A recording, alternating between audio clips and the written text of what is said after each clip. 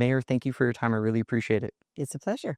So the number one question I've been getting asked from my community is, number one, I would say the budget, right? 12.9 billion balanced, no tax increases, right? Very surprising. But a lot of people are wondering what happened to that $400 million deficit that everybody was talking about. Can you shed a little bit of light on that? Yes, absolutely. There was never a deficit. We can't have a deficit. We went into the budget season with $400 million less than we would have ideally had to cover all of the expenses and continuation of critical programs. So this came about because it's a new day in county government. We've got 5 constitutional offices. They're coming out of the same budget pot. And unfortunately, they don't have to tell us what they need until after July 15th. So we're left with a situation where we don't know what funds they might not be able to spend and they're not allowed to carry forward.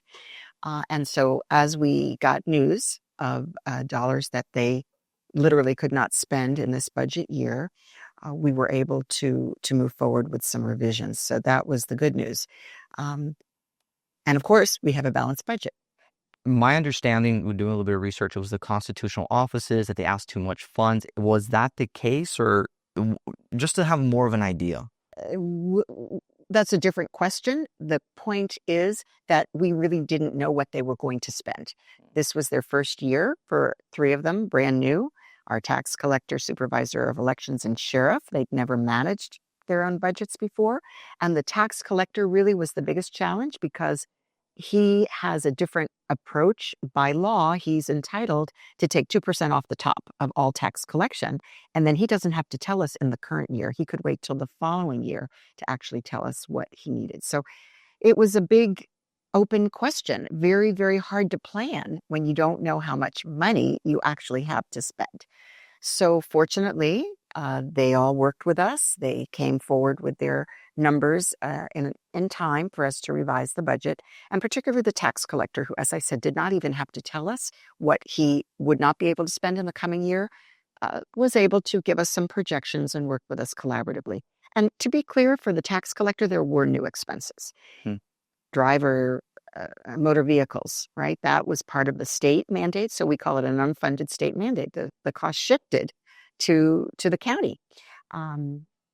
He opened up many new offices where there had not been before. So an expansion of service, to be sure. And of course, that costs a lot of money. The other big driver was the sheriff's office. And, in my administration, we had increased the budget for police every single year. And as a result of the new revenues, we were able to get to an unprecedented level with the sheriff of $1.15 billion for our sheriff's department. And that is the largest expense for our general fund or property tax dollars. So going forward, how can we ensure that we don't see these budget deficit or these variances in the budget? Yes, thank you. That's such a great question, one that we're working so hard to resolve. We hope that these constitutional officers will plan with us earlier in the budget season. They're not mandated to do so, and we don't really have the authority to make them do so, but we're going to do our best. They are all part of the same program of meeting the needs of our community, and we know that they want to work collaboratively with us. So we've already talked to members of the commission about how to move that forward so we can plan better together. We are, however, facing new challenges. At the state, there were significant cuts already this year to our general fund, things that make it harder for us to build infrastructure. We could only bond a certain amount of money to build things that need to be built or maintain things. And they cut back on funds that we could draw upon for bonding purposes.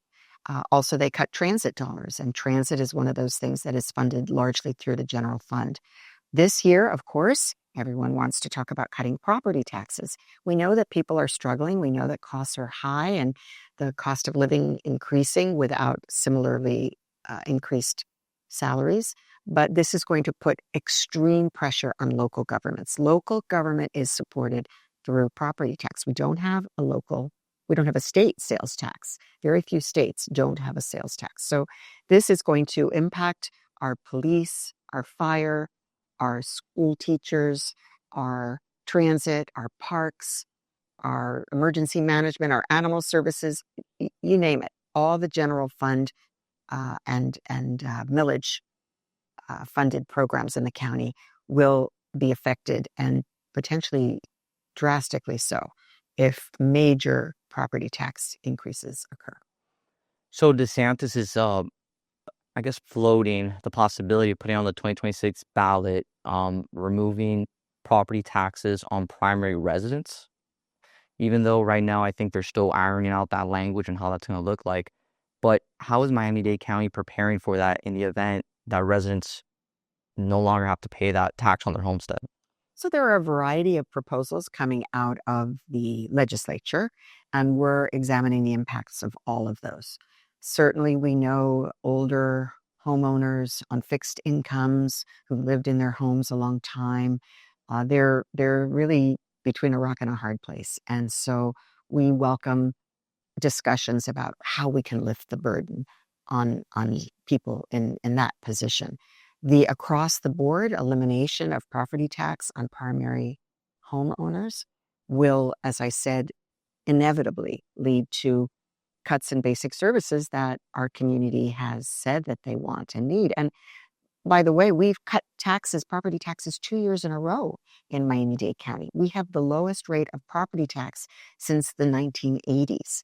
So we've been very responsible stewards of public dollars, and we've funded those things that our community has come out time and time again to say these are critical, important services. And you saw it this year. We had over 20 public workshops, and people came out and said, please don't cut transit, don't cut parks, don't cut social services, don't cut the arts.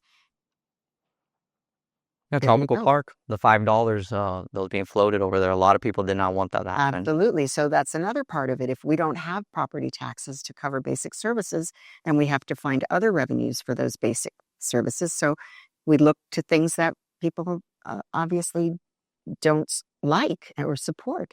But at the end of the day, services aren't free, and money doesn't grow on trees, and we can't have a deficit, and we have to pay for the services that the public wants and needs. So why did DOGE come out with that report that Miami-Dade County overspent $300 million? Can we touch on that and really break that down? Yeah. So the state has obviously been signaling that they think property taxes are too high.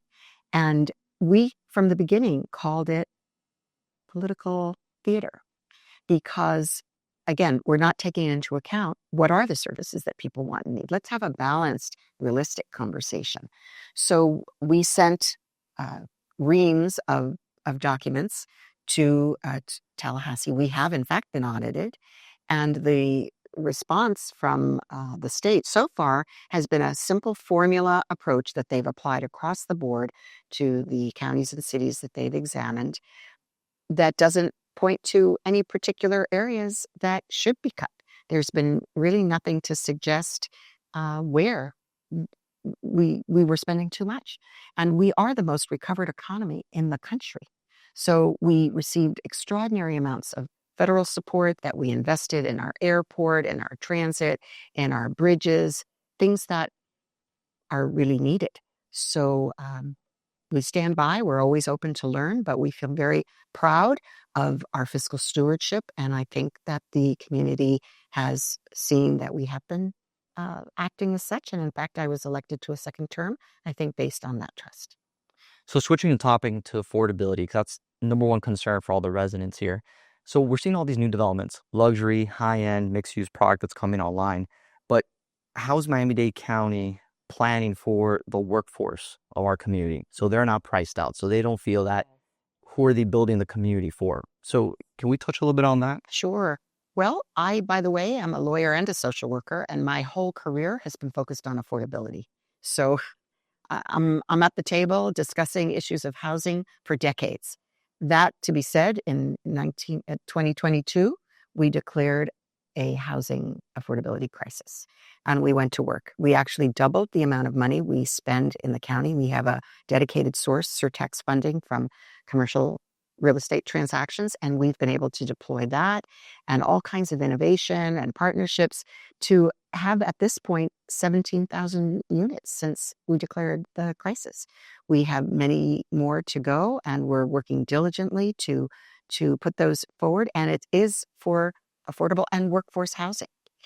Even the program that we launched for the life safety repairs that are needed in condominiums after the site collapse, of course, which happened in my first year as mayor, and then subsequent requirements for investments, which much needed.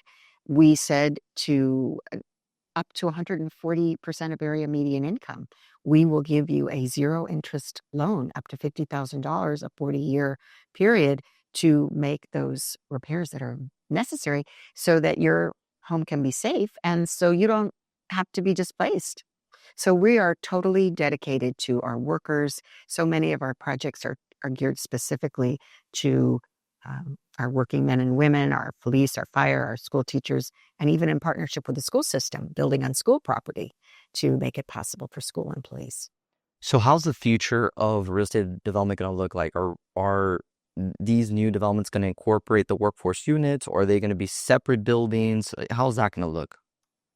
Well, I am a person who, again, my career has been on these issues, and I think we have to deconcentrate poverty.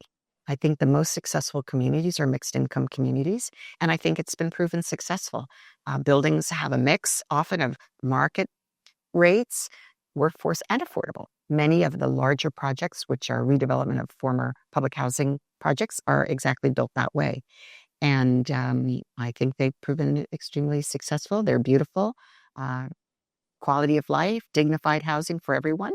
And when you build them in a way that is really desirable, everybody benefits.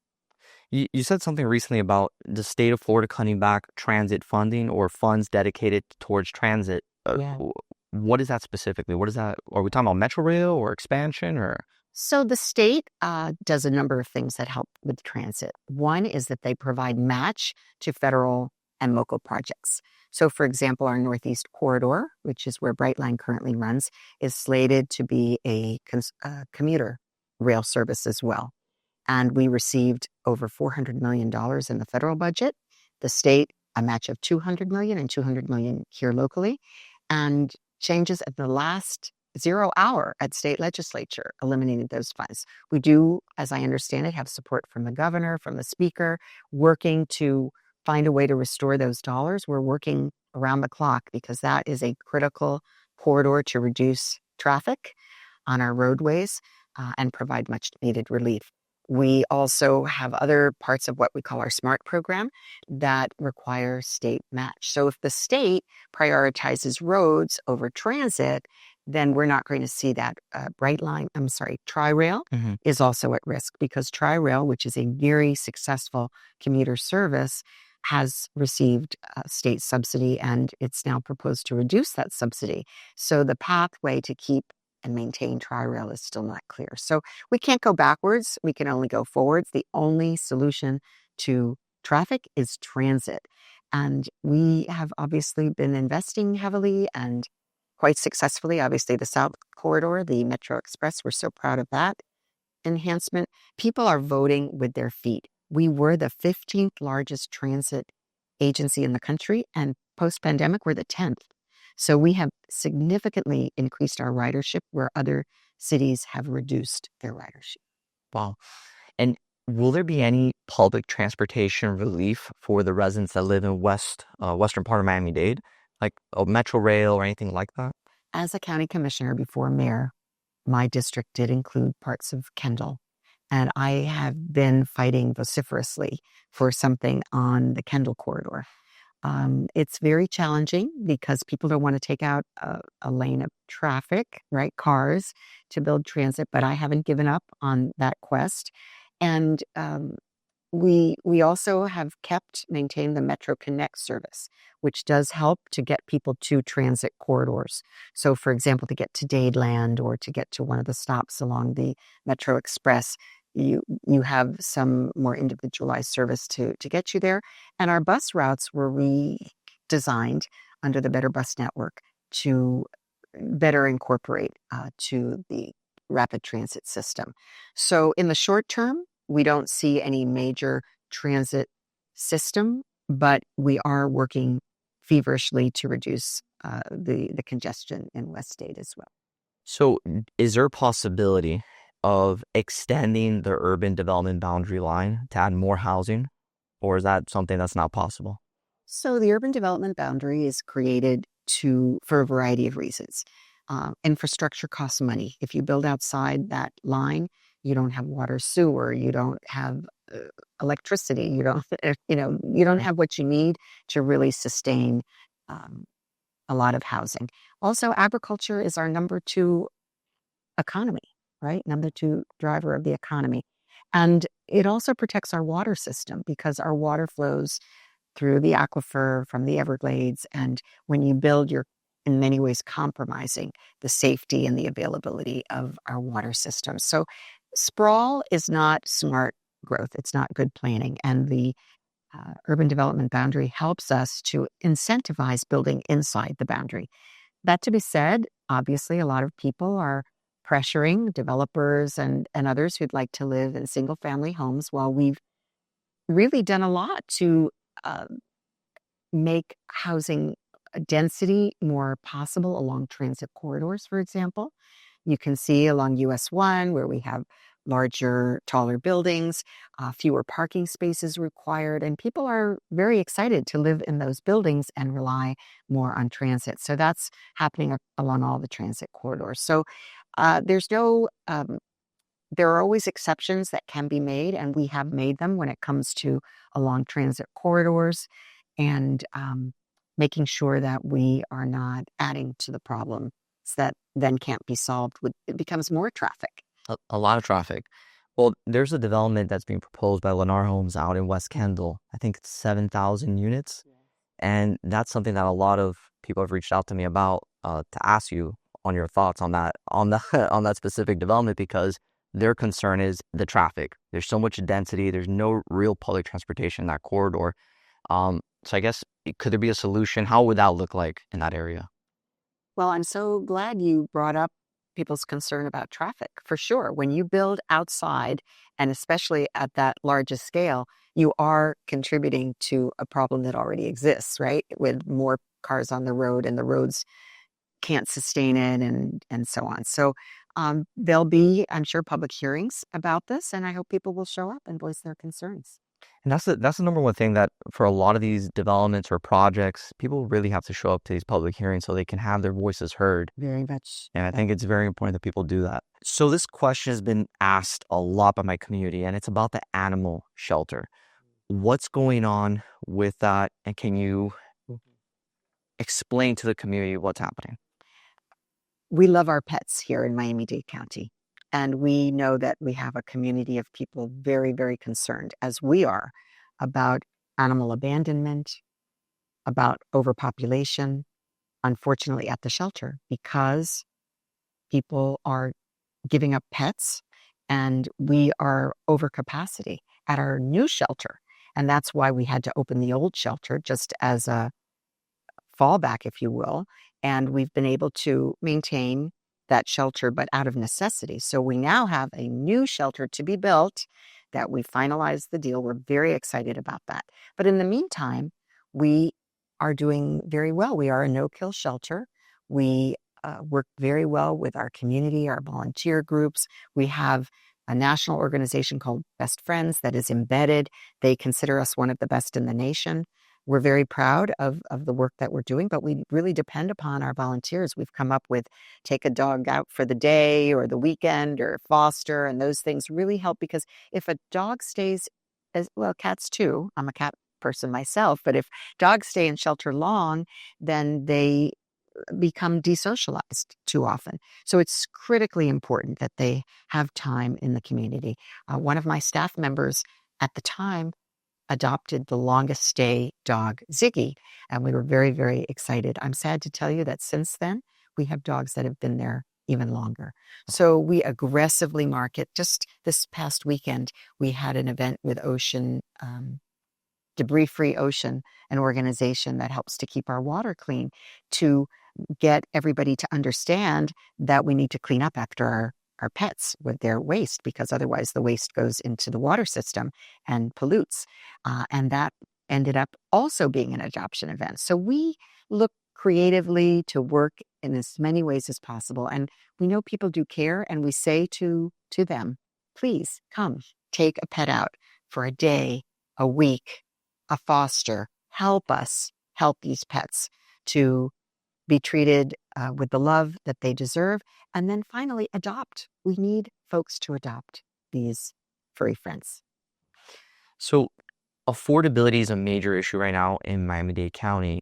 How is your administration tackling the affordability challenges that we're facing here? Yeah, I'm a lawyer, public interest lawyer, and social worker by background. My whole career has been dedicated to working on issues of affordability. So I've come into this role, of course, to deal with infrastructure issues and a range of things that were not in my previous background, but always front and center has been making sure that people can live with dignity and have what they need, their basic needs, including housing, which I consider a human right.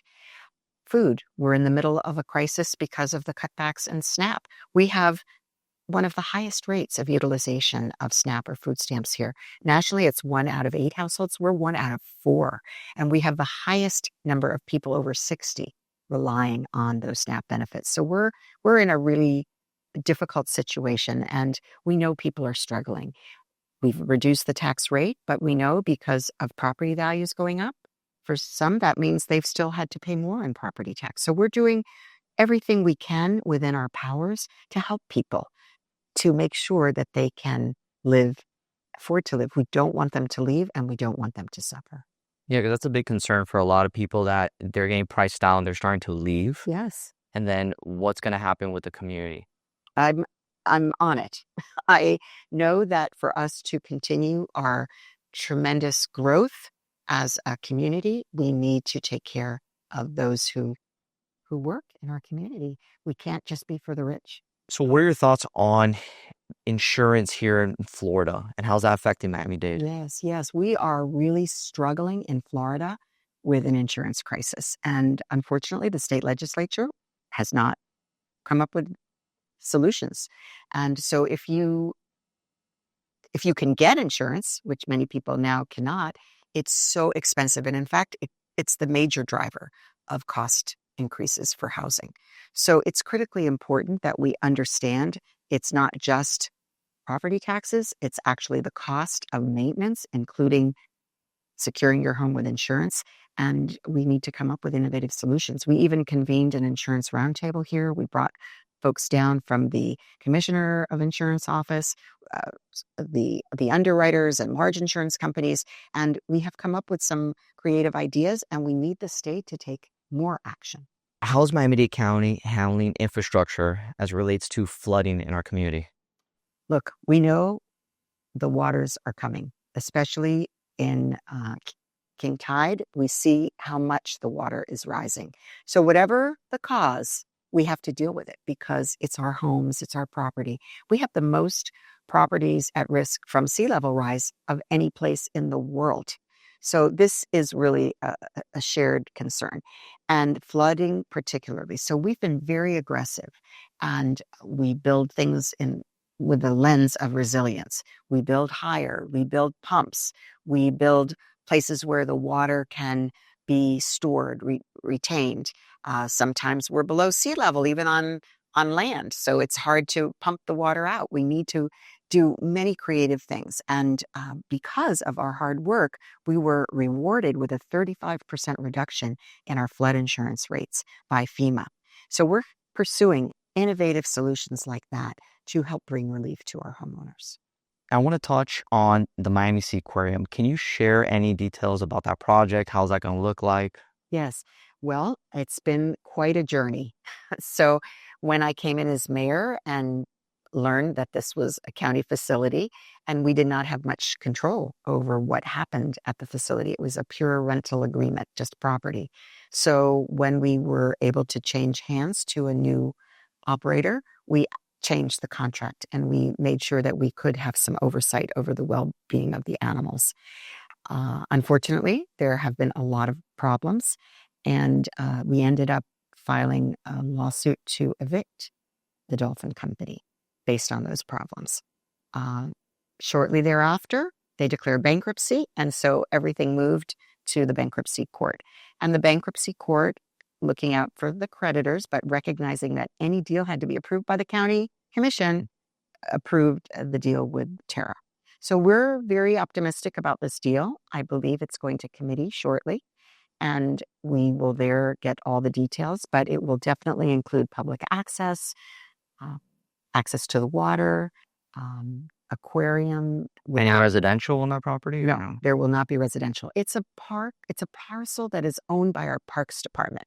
We have something in our charter called the Article 7, which says that if something is a park, it has to stay a park without a public referenda. So if it were to become housing, it would require public approval. And this developer is committed to maintaining it as public access, public space. So Miami International Airport, every time I travel internationally or domestic, I feel like there's an issue at the airport. Either the escalator isn't working or there's some issues. You see it on Only in Dade and all these accounts. How is Miami-Dade County addressing those issues at our airport? Aggressively. And I have to tell you, we have turned it around. My latest way of explaining it at the airport is everything old is now new.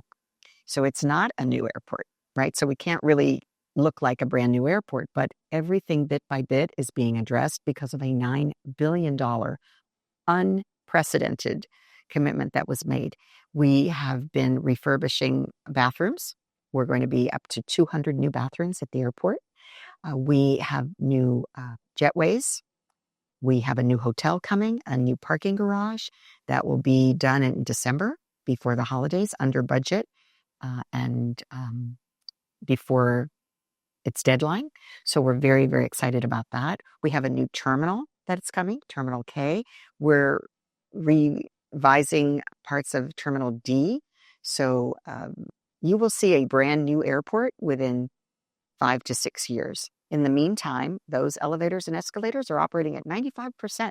Oh. So that is a national average good figure, but it was 85% when we started.